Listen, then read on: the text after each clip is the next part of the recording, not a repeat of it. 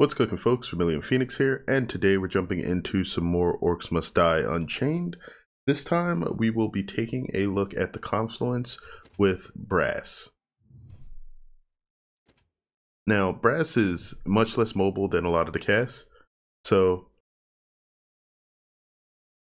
what we'll be trying to do here is lock down a single lane, make sure that we don't have to revisit it, and then put a lot of our damage from the hero directly in another space. To do this, we're probably going to want to choose different traps than we would use with most of the other heroes.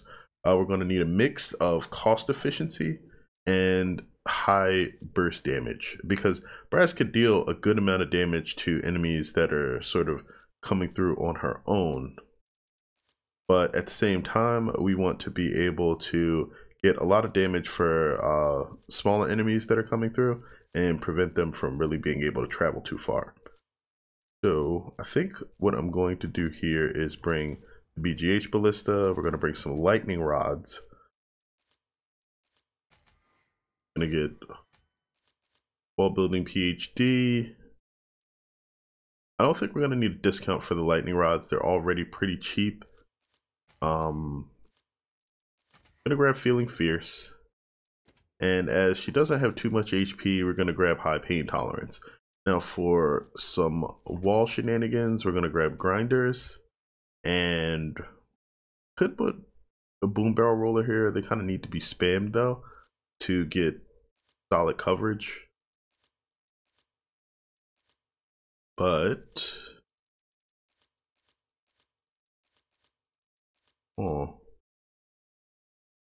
Cursed Ground's a bit too expensive. I guess we could try some Ice Shards.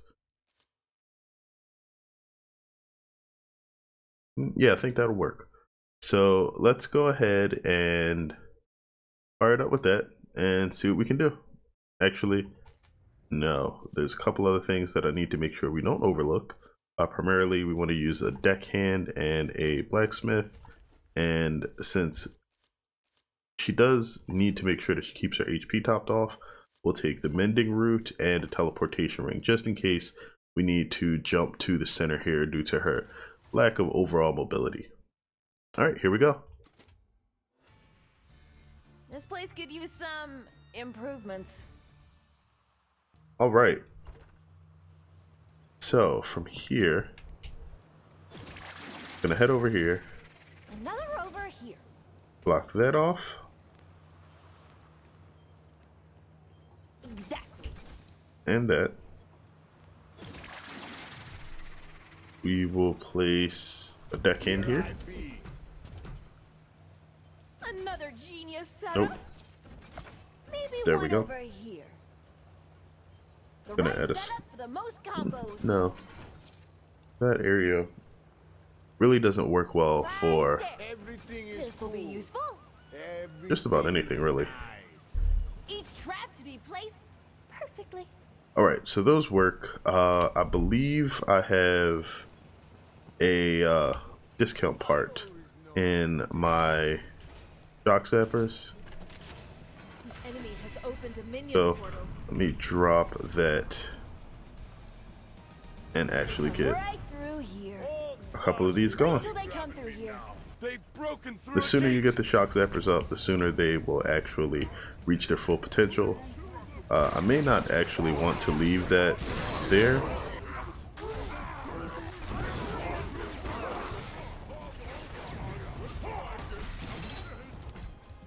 But these zappers are actually going to do pretty well, I think.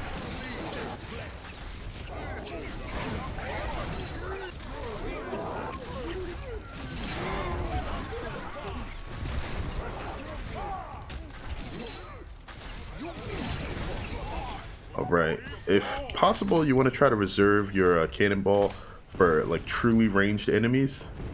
Gonna grab the brass bomb cache.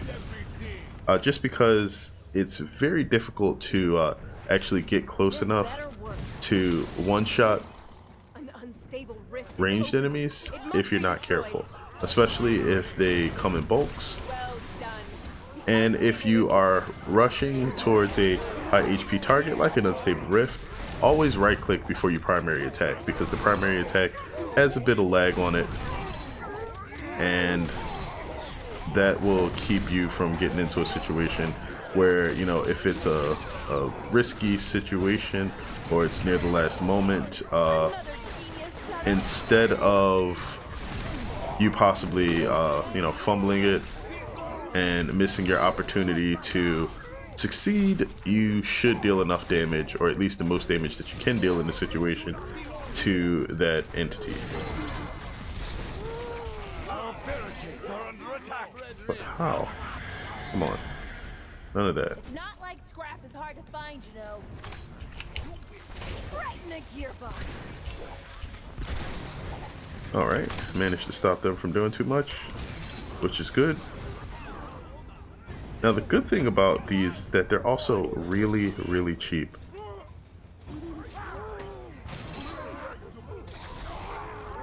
And they take up very little space. So I can also tuck a couple of those there. And I haven't used up a lot of coin yet. That's pretty much all that I think I'll wind up placing here. You see that for whatever reason, it's actually doing very well at taking the explosive guys out, which is really nice. Blast's short stack prevents me from having to worry about dealing with the heavy minions, mainly because they won't aggro me at all. I don't have to worry about their attacks, but I do need to make sure that they die, and that's the most important part about just about anything here. So I think I have enough time to go ahead and do that. The boss minion has been taken down. And that's great. Oh, surprised to still hit something. I think I hit something anyway. I'm assuming I wouldn't see the combo unless... No, I don't have to actually hit him. Alright. Maybe I missed. Okay, so these guys should pretty much be guaranteed to be clear. I can finish the upgrade on this turret. There we go, that's finished. Alright, now the only thing I really have to worry about is whether or not an unstable rift shows up here at an inopportune time. I think with that, I'm pretty safe. Alright, let's go ahead and toss that up. Alright, now mainly what we're going to try to do here is focus on dealing a ton of damage with grinders, and then underneath here, these guys. Maybe one over here. And as soon as they group up, you want to go ahead and let loose a cannonball. The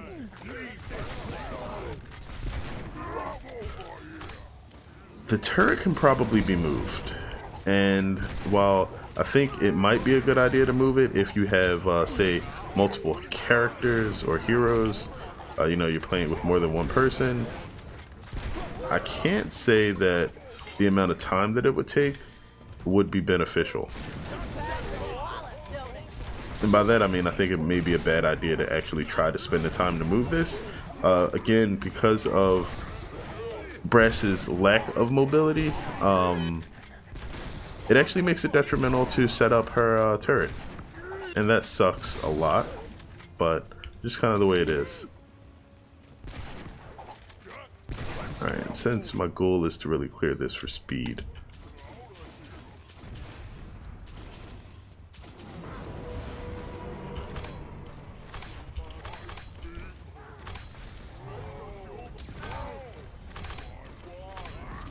alright, we're about build. Quick, destroy it. Now, that won't hurt the rift now, but if I had that up a little bit sooner, it actually would have made things much more easy.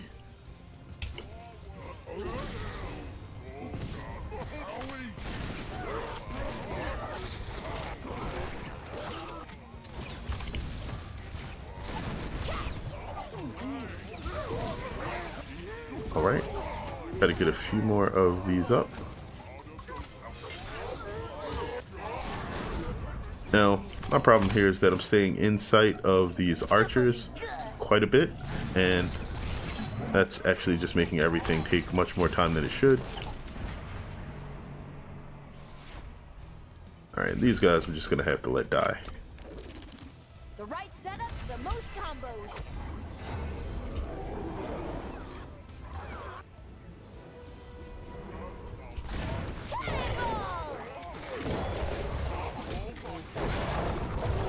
Alright, good stuff. So now we get to see how well the left side actually holds itself up.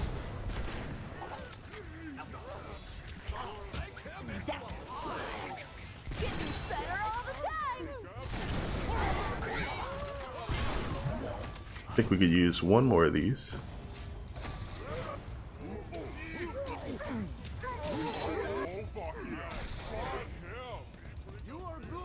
No, that was incorrect. The two last ones should actually be sold unless I decide to not use that space. This will be useful.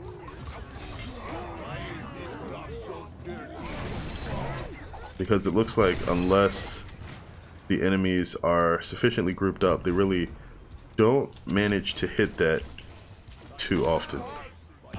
Watch out! Our enemies have broken through again! Alright. Right through here. This will be useful.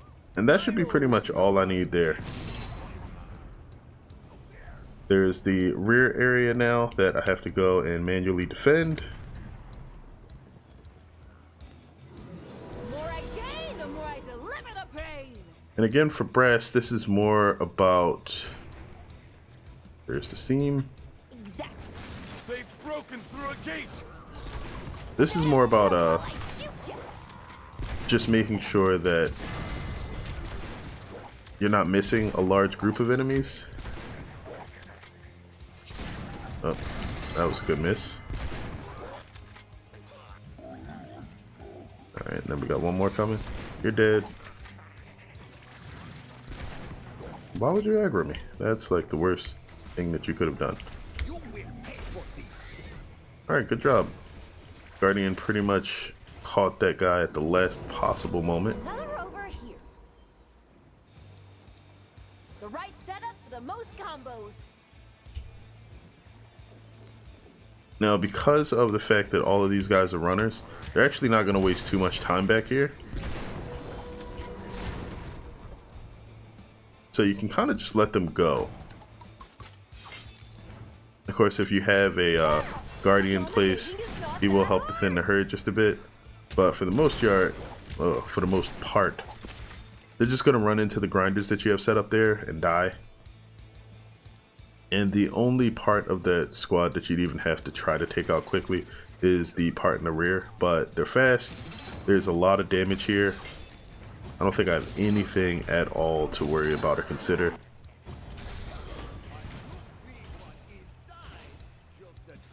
Okay. So, now we're nearing the last branch of this map. We have a bunch of stuff that's going to be coming through the left side. And with our fully upgraded turret and the ballista that we have there, this is probably just going to run through everything. You can see that most of the enemies are dying right before they actually get through the third grinder. And as the grinders sort of run out of charges, that will spill over into the last two grinders. And the lightning rods are really going to do a lot of the work here. By now they should be chaining, and the aggro from the Guardian as well as the attack damage from the turret is really going to clean up anything that manages to get through after the few initial bursts.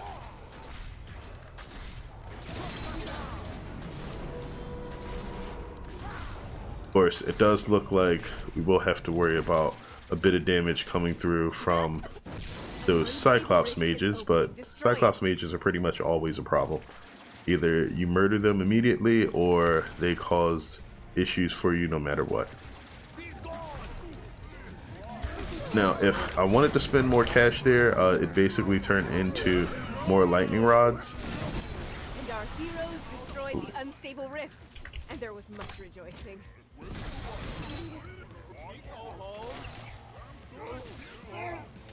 But because I think this is more than enough to deal with whatever's happening now, what I'm actually going to do is just start placing grinders around here.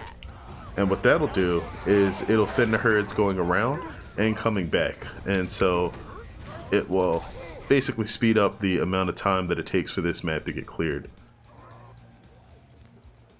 And by that I mean decrease it.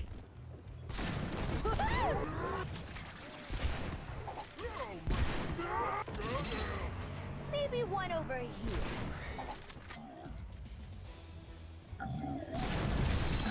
Okay, so now we just have a bunch of runners.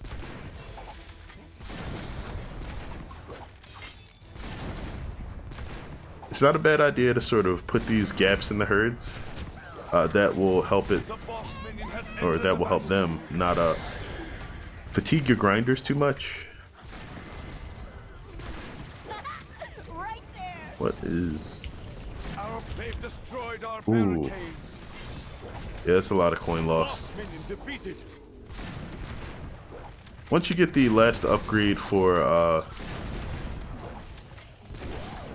the brass bomb, it actually functions pretty much like augment to her primary attack. You can just sort of toss it out there, and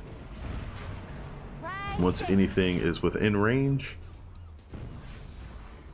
do your primary attack too, and then you just rotate them back and forth. I don't know if that was the way that it was originally intended to be used, but basically because the cannonball and the right click attack are both effective at short range, that's basically what it just boils down to. Like, to get the most damage out, I'm just gonna right click, left click pretty often.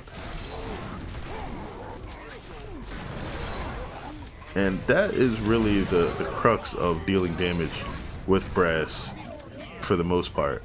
Like, the brass bombs and everything are really nice, but what you're going to find you're using the most is just right click, left click.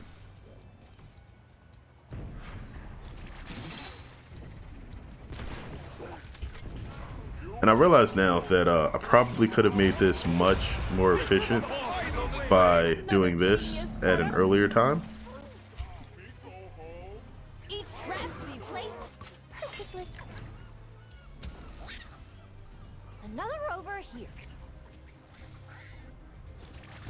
And that'll just make sure that whatever goes through there dies, and I don't have to worry about it every few seconds.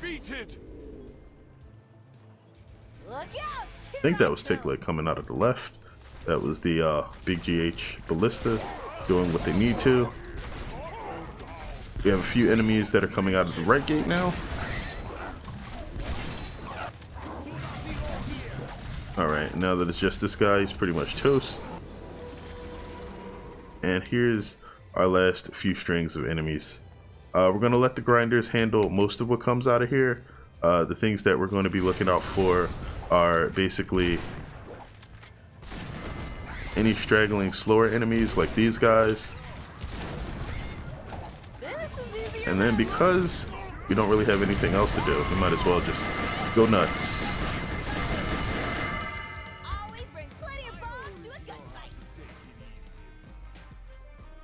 And we got a nice little golden dance there.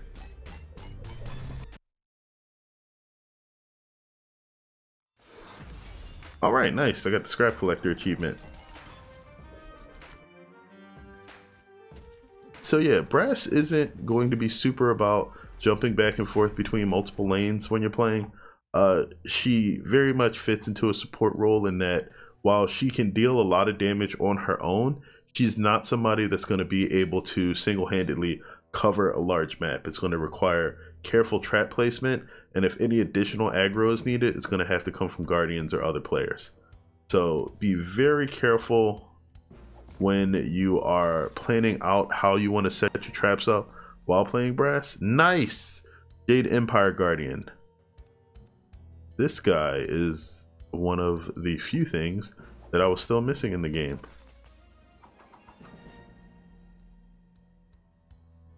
But ultimately, she works, and I like that. So that's the Confluence that's done with Elin and Brass now. We'll be moving on to Frostbite Fortress next, and I believe I can finally say what won in the poll for the first trap overview video was actually Viscous Tar. I was surprised. I was thinking that the damage traps probably would have been something more interesting for most players. A lot of people wanted to see me talk about the Floor Scorcher, and to a slightly lesser extent, and not by far, the actual floor spikes. But with Viscous Tar having over 50% of the vote, that will be what I'll be working on first. And then I think what I'll do is when I'm done that video, I'll put up another voting poll. I'll remove the Viscous Tar, add in another option, and we'll move forward from there. So, I sincerely hope you guys enjoyed this. If you did, feel free to like the video, subscribe to the channel if you want to see more. If you have anything that you'd like to, ask about, or any comments in general, just go ahead, drop them underneath the video. I'll get to those whenever I have the opportunity. Always enjoy hearing from you guys. But again, thanks for tuning in. And as always, until next time, have a good one, folks.